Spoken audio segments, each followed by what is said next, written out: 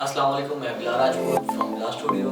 तो आज की वीडियो बहुत ही अमेजिंग, बहुत ही इंटरेस्टिंग होने वाली है। आज की वीडियो में हम आपको बताएंगे कि रीटचिंग कैसे करते हैं। तो सॉफ्ट स्किन बनानी है अपने आज, तो चलिए वीडियो स्टार्ट करते हैं। Let's go.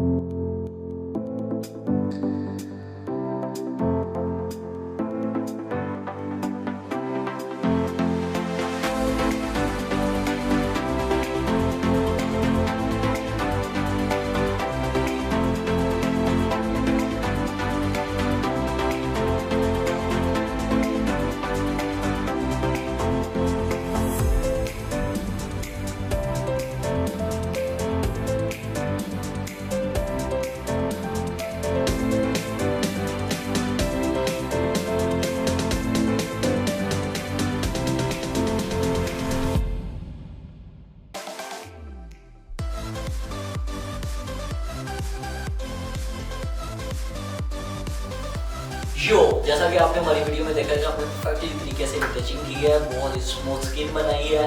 और हमारी वीडियो को लास्ट तक जरूर देखना है, लाइक करना है, कमेंट करना है और कमेंट बॉक्स में ये भी बताना है कि वीडियो कैसी लगी। तो आई होप कि आपको अच्छी लगी होगी।